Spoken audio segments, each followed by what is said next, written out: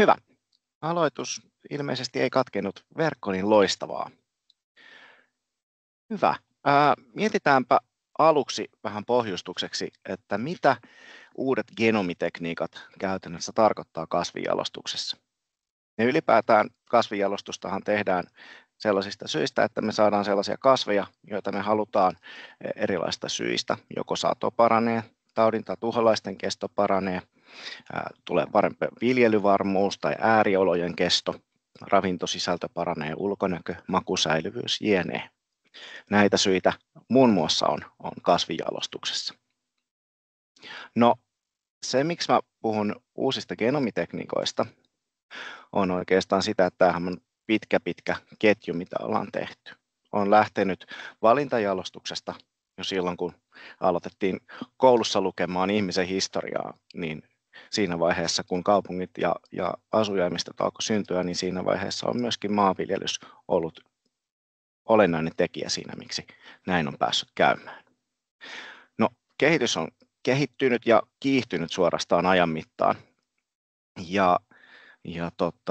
Perinnöllisyyden periaatteet on tuolla Mendelin kuva, niin tuli tuossa 150-160 vuotta sitten, ja sen jälkeen ollaan päästy itse perimään kiinni tarkemmin, ja osataan muokatakin sitä.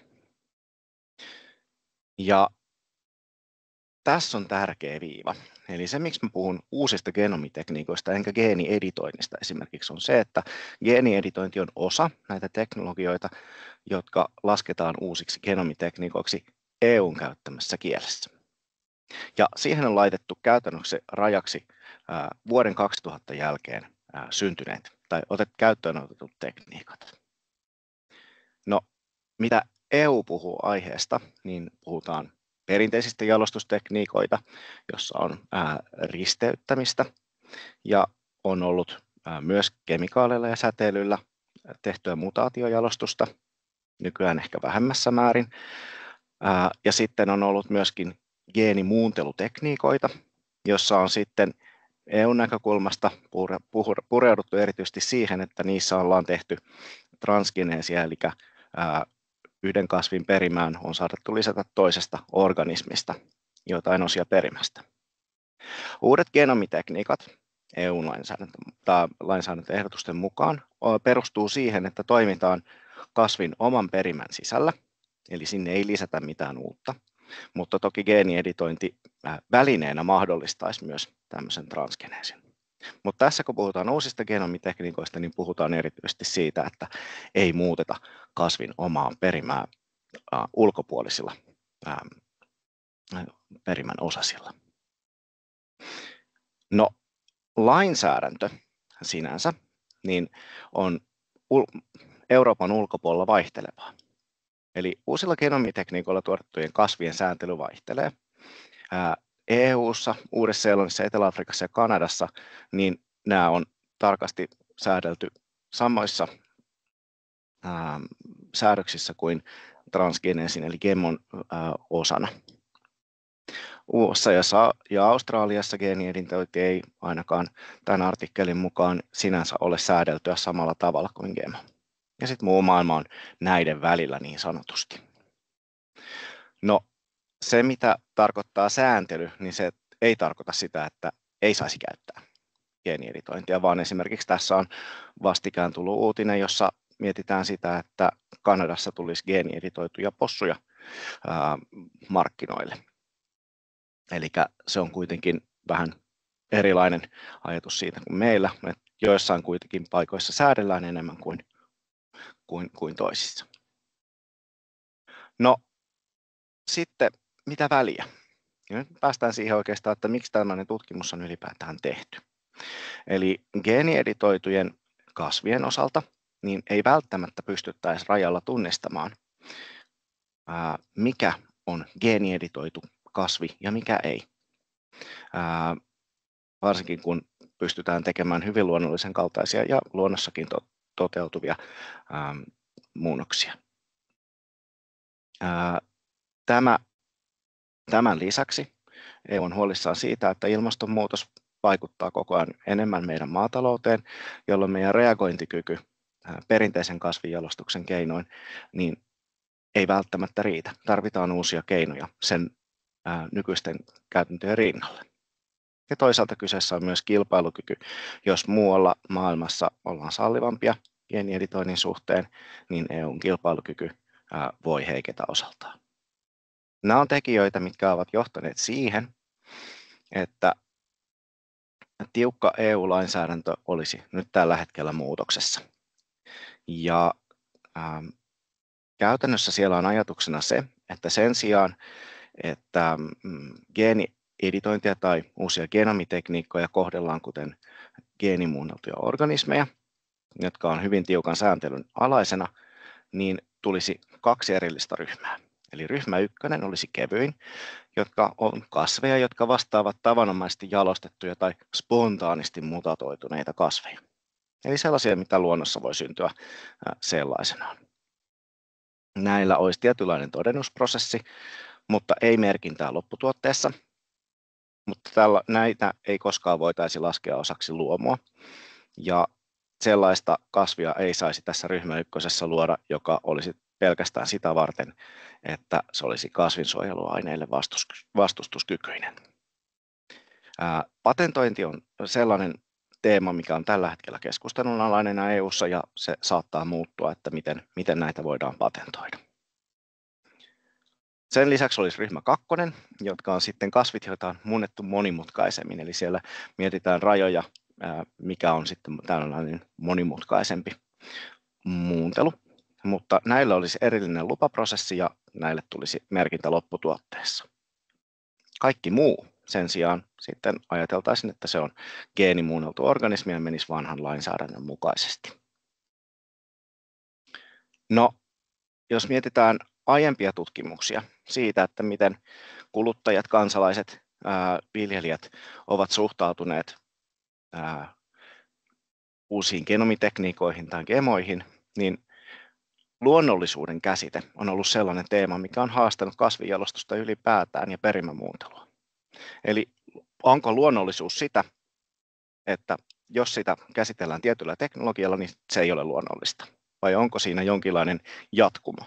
Eli EU tällä hetkellä kuvailee uusia genomitekniikoita niin, että niillä voidaan tehdä vastaavia muutoksia kuin luonnossa tapahtuisi itsestään, niin silloin me puhutaan tällaista jatkumotyyppisestä ajattelusta. No, kuluttajien osalta, mitä on tutkittu aikaisemmin, niin ostohalukkuus geenimuunnelluille tuotteille on ollut tavanomaista tuotetta vähäisempi. Ja ainakin se on tarkoittanut sitä, että niistä oltaisiin valmiita maksaa vähemmän niistä tuotteista. Ja samankaltaisia tuloksia tulee myös uusilla genomitekniikoilla tuotetuista tuotteista, joskin niin, että GMO-tuotteista oltaisiin valmiita maksamaan vähiten. Maanviljelijöillä käyttöhalukkuus uusien genomitekniikoiden avulla tuotettujen kasvilajikkeiden osalta niin on aika vähän tutkittua. Jonkun verran Italiassa katsottu esimerkiksi riisin osalta, että siellä olisi tietynlaisen taudin välttämiseksi niin viljelijät kohtuullisen halukkaita. Mutta kukaan ei ole kysynyt luomupuolelta asiaa aikaisemmin. Uusien genomitekniikoiden hyväksyttävyys tosiaan on hieman GMOta suurempaa, mutta käyttötarkoitus on myös hyvin tärkeä. Eli tuolla on tuo hyönteismyrkkypurkki, eli silloin kun me puhutaan kasvinsuojeluaineiden käytön vähentämisestä, niin se itsessään voi kannustaa suosimaan uusia genomitekniikoita, paitsi sitten jos siihen liittyy esimerkiksi teemat, kuten markkinavoima ja patentit. Tämä on yksi sellainen teema, mikä on juurikin hiertää tällä hetkellä siellä NGT-keskusteluissa Euroopassa. Terveyteen vaikuttavat asiat on yleensä hyväksyttävämpiä kuin se, että muutettaisiin kasvin ulkonäköä pelkästään. No, tässä oli yleisesti aiheesta, mutta mitäs Suomessa? Eli mitä ja keitä ovat kavedit? Keksittiin hauska nimi hankkeelle. Ja tämä on siis kansalaisten ja kasvintuottajien viestit geenieditoinnin tulevaisuudesta. Tämä oli aikaa, kun puhuimme geenieditoinnista, emmekä vielä tienneet EUn määritelmästä uusista jalostustekniikoista. Ja tämän hankkeen tavoitteena on ymmärtää kuluttajien ja viljelijöiden tietotasoa, asenneilmapiiriä ja ryhmiä, käyttöhalukkuutta ja tiedolla vaikuttamisen mahdollisuuksia uusiin genomitekniikoihin liittyen. Ja tämän on rahoittanut Makera, maaseudun kehittämisrahasto, maa- ja metsätalousministeriöstä, ja hanke päättyy ensi vuonna, joskin nyt jo julkaistaan tuloksia tässä. Olette ensimmäisten joukossa. Hankkeessa on tehty ensin niin sanottuja fokusryhmiä, eli on kasattu kuluttajien osalta 3 ryhmää kasaan, jossa oli noin 20 henkilöä, selvitetty heidän näkemyksiään ylipäätään uusiin genomitekniikoihin liittyen ja miten uusi tieto voisi niihin vaikuttaa.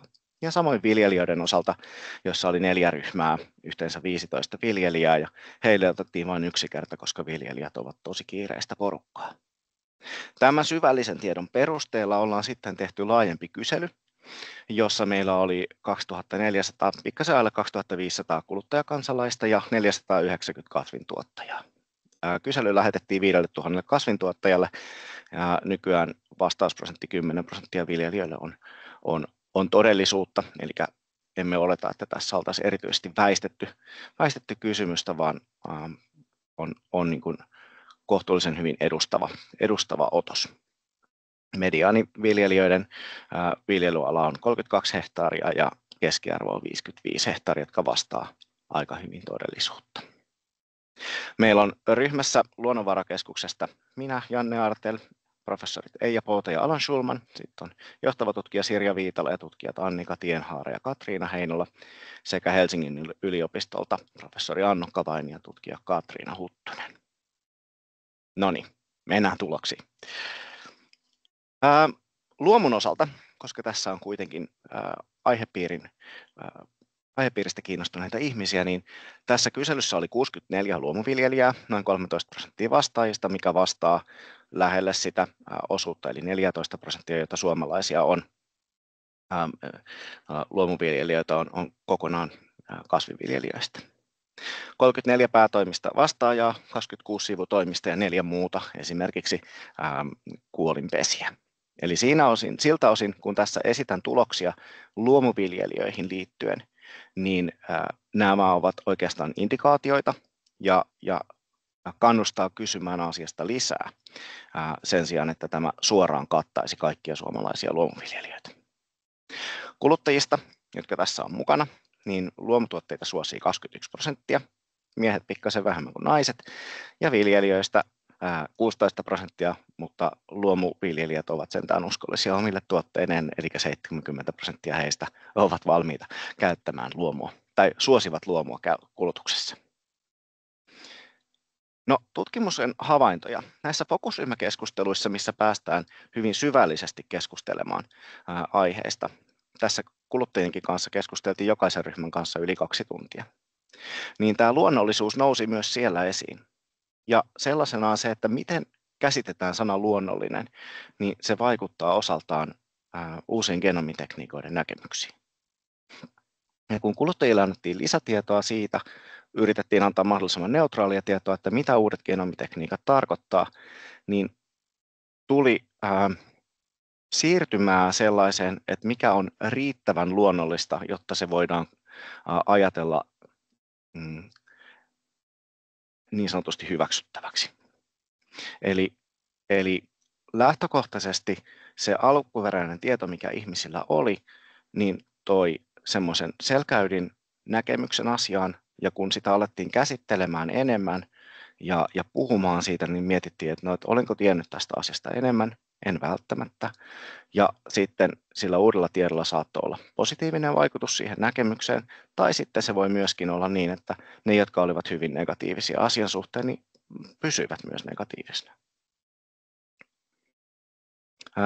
No, viljelijöiden osalta niin luonnollisuus ei ollut niin iso asia tässä, vaan heitä ohjaa lähinnä käytäntö ja talous, erityisesti luomuviljelijöiden osalta. Eli tarve ja riski kuitenkin sitten näiden osalta tasapainotellaan siinä, että missä määrin geeni tai uusilla jalostustekniikoilla tuotetut tuotteet olisivat käyttökelpoisia. Kuitenkin suurimman osan näistä viljelijöistä, joita oli 15 kappaletta, niin uudet genomitekniikat niin olisivat riittävän luonnollista myös luomun osalta. Ja tämä oli meille yllättävä tieto sinänsä, että kun ei oltu vielä tehty kyselyä, että omat stereotypiat sai tässä kyytiä, ja se piti varmistaa.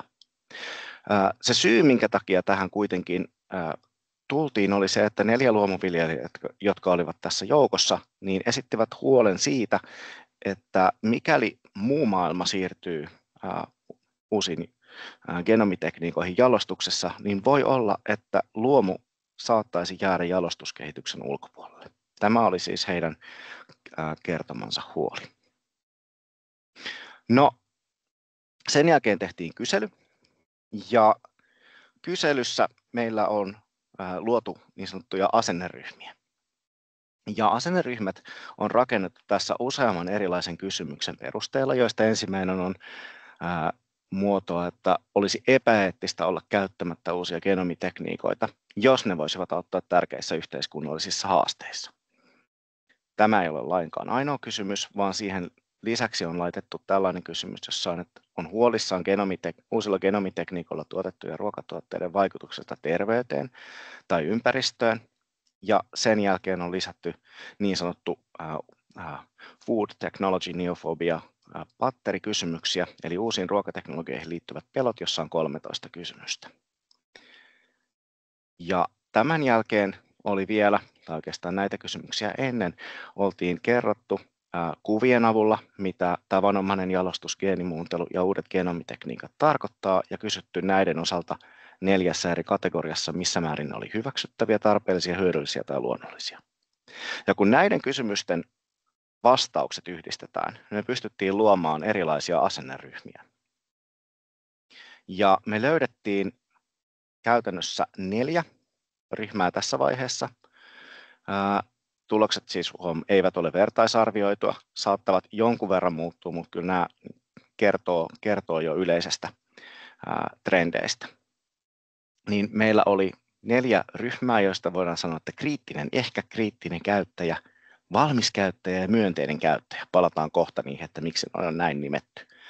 Mutta kuluttajista kriittisiä oli noin 18%, ja tämmöisiä kriittisiä käyttäjiä noin 41%. Myönteisellä puolella oli noin 40% vastaajista.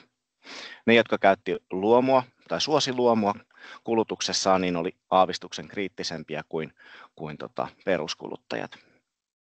Viljelijöiden osalta ollaan hieman kriittisempiä kuin kuluttajat tuolla niin kuin kriittisemmässä päädyssä, mutta sitten toisaalta myös myönteisimmässä päädyssä on hieman suurempi osuus.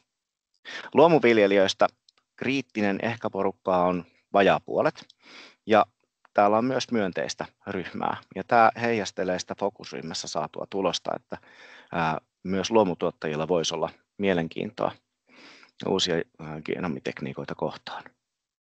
No, mennään näihin nimiin. Mitä ne tarkoittaa? Eli meillä oli kysymyksiä siitä, että millä ehdoin voisi käyttää uusia genomitekniikoilla tuotettuja tuotteita kuluttajille tai voisi viljellä niitä viljelijöille. Ja tämä myönteinen käyttäjäryhmä, niin 100% näistä vastaajista oli valmiita siihen. Eli jos miettii, että tässä on noin pikkasen vajaa 3000 vastaajaa, niin ne on aika suuria lukuja kuitenkin. Ja valmiita käyttäjistä 98% oli valmiita käyttämään jossain määrin uusilla genomitekniikoilla tuotettuja tuotteita. Ja kriittisissä käyttäjissäkin 91%. Eli näissä pikkuhiljaa palataan kohta siihen, että mitkä nämä kriittisyydet ja valmiit ja myönteisyydet tarkoittaa, mutta käyttövalmiudet on suhteellisen isoja. Entäs tämä kriittisin ryhmä, joka on myöskin hyvin stabiili sen suhteen, että vähennetäänkö ryhmiä esimerkiksi, niin näistäkin yli puolet oli jossain määrin valmiita käyttämään uusilla genomitekniikoilla tuotettuja lajikkeita. Jos katsotaan koko aineistoa, niin kuluttajista 87%, luomukuluttajista 82%, viljelijöistä 83% ja luomuviljelijöistä, jälleen kerran muistakaa, että näitä on vain 64 kappaletta, niin 2/3 voisi jossain olosuhteessa käyttää uusilla genomitekniikoilla tuotettuja lajikkeita. Tämä yllätti tässä tapauksessa tutkijan jonkin verran. No, mietitään sitten näitä ryhmiä. Eli miten nämä asenneryhmät on muodostunut. Ja se mittari, mistä puhuin, eli uuden ruokateknologian kaihtaminen, niin se ei ole yllättävää, että se kasvaa tonne, mitä kriittisempiä ollaan. Mutta myös kriittisyys kaikkia jalostusmenetelmiä kohtaan kasvaa, myös sitä perinteistä. Ja toisaalta huolestuneisuus ympäristö- ja terveysvaikutuksista kasvaa, mitä kriittisempiä ollaan. Ja epäeettisyys tuli myöskin tässä tapauksessa merkitseväksi, eli epäeettisyys olla käyttämättä näitä uusia menetelmiä. Sikäli, että myönteisten näkökulmasta niin se olisi epäeettistä ja kriittistä mielestä ei. No, entäs sitten tämmöiset sosiodemografiset muuttujat? Tämä kriittinen porukka on pikkasen erilainen, eli se joissain tapauksessa eroaa muista, eli katsotaan sitä kohta, mutta että nämä niin kuin kriittiset, mutta valmiita uusien jalostustekniikoiden käytölle, niin ne on pikkasen nuorempia. Ja sitten mitä vanhempia tullaan, niin sen myönteisempiä myös ollaan. Mutta kaikkein vanhimmat on kriittisimpiä. Toisaalta korkeakoulutettujen osuus kasvaa kautta linjan, eli mitä korkeakoulutetumpi, niin sen todennäköisemmin on myönteinen näille käytölle. Ja toisaalta miehet on yleisesti ottaen jonkin verran myönteisempiä uusien teknologioiden käytölle. No, entäs sitten kuluttajien kiinnostus näin yleisesti? Mitäs jos lyödään rahaa pöytään? Pitääkö ostaa alella? Noin puolet olisi valmiita ostaa nykyisellä hinnalla ja noin 20% haluaisi alemman hinnan, joka olisi noin 1/3 hinnasta pois. Sitten oli joitain, jotka olisi valmiita maksaa jopa enemmän.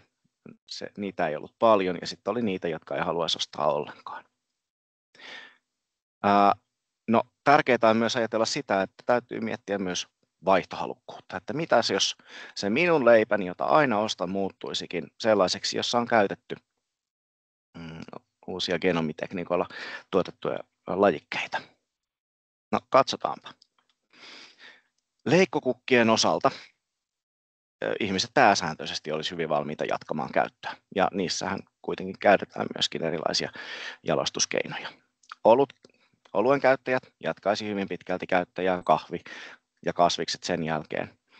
Ja ehkä kriittisimpiä ollaan tuolla eläimen ruokajogurtissa, lihassa, viljelyssä, kalassa, ja nuo tähdet tarkoittaa sitä, että siellä rehun joukossa olisi uusilla genomitekniikoilla tuotettuja lajikkeita. On mielenkiintoista toisaalta, että 4% vastaajista lopettaisi kasvisten käytön kokonaan. Kai se Suomessa on mahdollista. No, tässä on sukupuolien välinen ero. Puhuin siitä, että miehet olisivat valmiimpia käyttämään, niin miehet olisivat myös valmiimpia jatkamaan käyttöä, vaikka se oma tuote muuttuisi erilaiseksi, paitsi leikkokukkien osalta. Kukin voi osaltaan miettiä, että mistä tämä voi kertoa. Tämä on tilastollisesti heikosti merkitsevä tulos. No, entäs sitten viljelijöiden osalta? No, käyttöhalukkuus sille, että tämä lajike tuottaisi jonkinlaista tulosta, niin luomuviljelijät oli ehkä eniten houkutteli heitä se, että olisi paremmin ääriolosuhteita kestävä lajike ja sitten toisaalta niin taloudellisesti kannattava ja satoisa. Eli siellä se talous nousee jonkun verran esille. Kun taas sitten tavanomaisissa viljelijöissä niin nousee ehkä vähemmän kasvinsuojeluaineita vaativa. Tietysti luomussa ei niitä juuri käytetäkään. Ja sitten vähän vähemmän sitten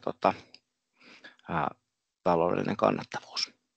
Mutta päätoimiset luomutuottajat oli pikkasen vähemmän valmiita käyttämään kuin sivutoimiset luomutuottajat. Mutta jälleen kerran pitää muistaa, että näitä vastaajia oli 64 kappaletta yhteensä. Se, mikä luomutuottajilla rajoittaisi erityisesti kokeiluhalukkuutta olisi se, että jos se lajikkeen käyttö aiheuttaisi pitkäkestoisia rajoitteita siemenviljan tai muiden lajikkeiden käyttöön lohkolla.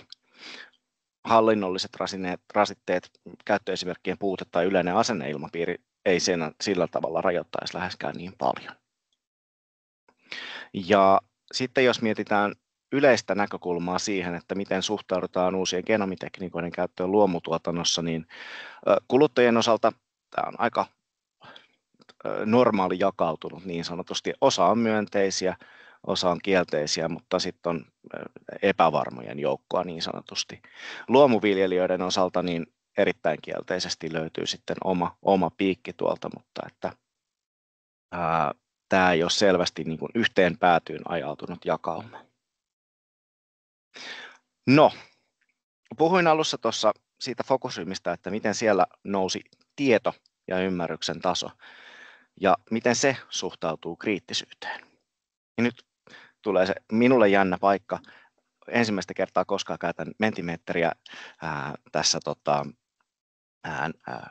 esityksen osana ja katsotaan, onko kukaan uskaltanut vastata ja B, näkyvätkö vastaukset täällä mukana, eli katsotaan, onko mentituloksia tullut. Täällä lukee, että miten paljon tiedät uusista genomitekniikoista, niin täällä on porukkaa aika paljon, jotka osaa selittää menetelmän, 9, jotka tietää jotain menetelmästä ja 2 on sellaista, jotka on kuullut siitä. Mä voin sanoa, että yleisössämme on henkilöitä, jotka ovat keskimääräistä tietoisempia asiasta, ainakin myöntävät tietävänsä asiasta enemmän. Aika paljon oli kyselyssä niitä, jotka ei ole aikaisemmin kuullut koko geenieditoinnista. Ja tämä on yleismaailmallinen tulos. Ruotsissa on tehty myös vastaava kysely tässä aikaisemmin, ja geenieditointi ei ole kovin tuttu asia ihmisille. No, mennäänpä eteenpäin. Sitten kysyin ikävän kysymyksen. Tavanomaisesti jalostetuilla tomaateilla ei ole geenejä, kun taas geneettisesti muunnelluilla tomaateilla on. Täällä on aika selvät vastaukset siihen, että asia on väärin, mikä on totta, ja yksi on sanonut, että en osaa sanoa. Se on täysin ok. Katsotaanpa, mitä meidän vastaajat ovat sanoneet. Tuolla vasemmanpuolisemmassa palkissa on kaikki, ja nuo harmaat palkit on, että ei osaa sanoa. Ja niitä on vajaa 1/3 vastaajista, jotka eivät osaa sanoa. Ja vihreät palkit tarkoittaa aina sitä, että on vastannut oikein, ja punaiset niitä, että on vastannut väärin. Ja tuolla meillä on kuluttaja ja viljelijä on kanssa tuolla vasemmalla, ja sitten meillä on nämä mielipideryhmät tässä, tai asenneryhmät tässä oikealla. Ja tähän perusgeenikysymykseen, niin me voidaan katsoa sitä, että kun mä puhuin, että meillä oli se nuoret oli siellä tuossa kriittinen käyttäjäryhmässä, niin siellä on myös eniten epävarmuutta. En sano, että nuoret olisi välttämättä epävarmempia, mutta että siellä voi olla jotain yhteyttä. Eli eniten epävarmuutta on tuossa niin kuin halukkuutta käyttää, mutta silti on vähän niin kuin kriittinen. Ja ne, jotka on kriittisimpiä, niin heillä on kuitenkin vähän vähemmän epävarmuutta ja kuitenkin kohtuullisen paljon oikeita vastauksia. No, seuraava kysymys. Suomalaisissa ruokakaupoissa on myynnissä geenieditoituja ruokatuotteita. Tässä teillä on tullut hajontaa. Ja ei ole, ainakaan pitäisi olla tässä vaiheessa. Ja mitäs näyttää meidän kyselyiden puolesta? Siellä näyttää hyvin paljon siltä, että ei osata sanoa. Ja näin se on. En olisi itse osannut sanoa ennen tätä hanketta ollenkaan, että onko tämmöinen mahdollista. Plus, että täällä väärinvastauksien osuus on huomattavan suuri. Eli tämä on teema, johon ei osata sellaisenaan vastata. Ja täällä näkyy jälleen se, että niin kuin kriittisten käyttäjien osuudessa niin tämä epävarmuuden määrä on suurempi. Ja sitten taas täällä myönteisten käyttäjien osuudessa niin oletus on se, että Suomessa olisi jo myynnissä geenieditoituja ruokatuotteita, ja nämä erot on itse asiassa tilastollisesti merkitseviä. No, entäs sitten seuraava kysymys? Mutaatioiden aiheuttaminen kasveissa säteilyttämällä tai kemikaalilla on nykyisin sallittua EU:ssa. Pientä hajantaa, mutta kyllä se on totta. Ja tuossa alussa puhuttiinkin, että se on ollut aikaisemmin ihan merkittäväkin tapa jalostaa. Mites meidän vastaajat? Ei. Tämä on ollut sellainen väite, mikä on aiheuttanut myös, vastikään tuli Tšekeissä ulos kysely, niin ihmiset ei usko sitä, että säteilyttäminen olisi ollut sallittua. Se kuulostaa ehkä pelottavalta.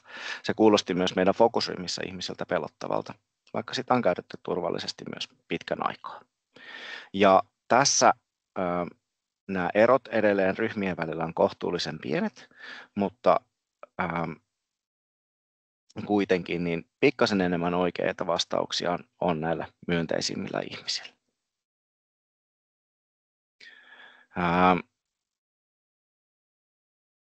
No sitten vielä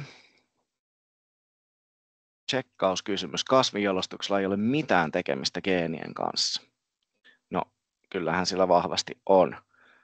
Mutta jopa tällaiseen kysymykseen niin on meillä ihmisiä, jotka on epävarmoja sen suhteen. Ja tässä näkyy ehkä selkein ero siihen, että ne, jotka ovat kriittisempiä, niin siellä on enemmän epätietoisuutta ja tilastollisesti merkitsevästi enemmän myös vääriä vastauksia. Eli tiedolla saattaa olla merkitystä myös siihen asenteeseen. Viljelijät on hyvä asia, että täällä on oikea vastaus. Palkki on hyvin, hyvin suuri. No, sitten vielä yksi, eli syömien ruokatuotteiden geenit voi vaikuttaa suoraan omaan perimään. Tällaista tutkimustietoa ei ainakaan olisi, että näin kävisi sellaisenaan suoraan. Ja tämän kysymyksen tarkoituksena oli myöskin hakea vastauksia tai pelkoja myöskin sieltä esille, että onko tällaisia pelkoja ja ymmärrystä. Ja tässä näkyy aika selkeästi se, että mitä myönteisempi on, sen useammin tähän on vastannut oikein, ja mitä kriittisempi, niin sen useimmin tähän on vastattu väärin. Toki täällä on myöskin oikein vastanneita, mutta täällä on myöskin ei osaa sanoa ryhmä jonkun verran suurempi. Viljelijöiden ja kuluttajien välillä erot eivät ole kovin suuret tässä. No, nyt kun on näytetty näitä, että miten tietoeroja voi olla siihen, että miten asenneryhmät muodostuu, niin voiko sillä lisätiedolla olla väliä? Meillä on kohta tulossa toivottavasti tämän vuoden puolella artikkeli ulos näistä fokusryhmäkeskusteluista, jossa puhuttiin tosiaan siitä, että se luonnollisuus sellaisenaan ei ole yksioikoinen käsite, ja se harvat ihmiset osaa sitä niin kuin määritellä suoraan, selväsanaisesti, että mitä se tarkoittaa. Ja lisätieto uusista genomitekniikoista, neutraali lisätieto, voi muokata näkemyksiä ehkä myös niin, että ylipäätään joutuu ajattelemaan asiaa. Tässä tapauksessa oli useimmiten niin, että se käänsi ajatuksia, että no ehkä se ei ole niin paha, mikä se alkuajatus oli, kun ensimmäisessä keskustelussa oli ihmisiä, jotka miettivät, että geenieditoidaan sotakoiria. Siitä lähti keskustelu eteenpäin. No, kyselyissä niin meillä tarjottiin osalle ihmisistä mahdollisuus saada lisätietoa. Kaikki eivät sitä käyttäneet, noin puolet ei sitä käyttänyt sitä mahdollisuutta, ja se perustui siihen, että ei joko kiinnostanut tai ei ollut aikaa. Mutta ne, jotka sitä halusi, sitä tietoa ja käytti sitä, niin ne oli useammin myönteisissä ryhmissä. Tässä on tietty munakana haaste, eli ovatko ne, jotka haluavat lisätietoa lähtökohtaisesti myönteisempiä, ehkä näin, mutta myöskin sen fokusryhmän perusteella niin arvio olisi se, että se lisätieto, jos se saadaan ihmisille, niin se voi vaikuttaa myönteisempiin asenteisiin. Mutta toisaalta erityisesti luomua suosivat kuluttajat ja luomuviljelijät oli kiinnostuneita tästä lisätiedosta. Eli näihin ryhmiin identifioituvat niin noin 70–80% otti sitä lisätietoa, kun verrataan sit muihin ryhmiin, joista noin puolet otti sitä. Eli mitä sanoin aikaisemmin, niin neutraalin tiedon tarjoaminen voi mahdollistaa harkitun mielipiteen muodostamisen. Me emme siis halua muokata mielipiteitä johonkin suuntaan, mutta tarjota sen harkitun mielipiteen muodostamisen mahdollisuus. Mutta se pelkkä tiedon anto ei takaa tiedon käyttöä. Ja yksi asia, mikä nousi esille, on luottamus. Eli nämä, jotka on kriittisimmissä ryhmissä, niin he keskimäärin luottaa vähemmän viranomaisiin ja annetun tiedon neutraaliuteen. Ja tämä on toki haaste siitä viranomaisille, että miten se tieto, jota annetaan, niin miten se voidaan tarjoilla niin, että sitä ei kohdella tarkoitusperiltään hämärinä tai muuten negatiivisena. Ja oikeastaan mikä seuraavaksi olisi fokuksessa, niin tämän tutkimuksen tulokset oli luomun kannalta erityisen mielenkiintoisia. On harmillista, että me ei saatu kuin 64 luomuviljelijää ja olisi minusta erittäin mielenkiintoista kysyä asiasta, ei vain Suomessa, vaan myös EU:ssa laajemmin, että mikä on luomuviljelijöiden näkemys. Onko tämä havainto, mitä me ollaan saatu, niin onko se vain jakauman ääripää, mikä tuli nopanheitolla, vai onko tällaisia sentimenttejä laajemminkin? Ja näiltä osin niin kiitos teille huomiosta ja ajatuksia tuloksista, niin avaisin omalta puoleltani keskustelun. Kiitos.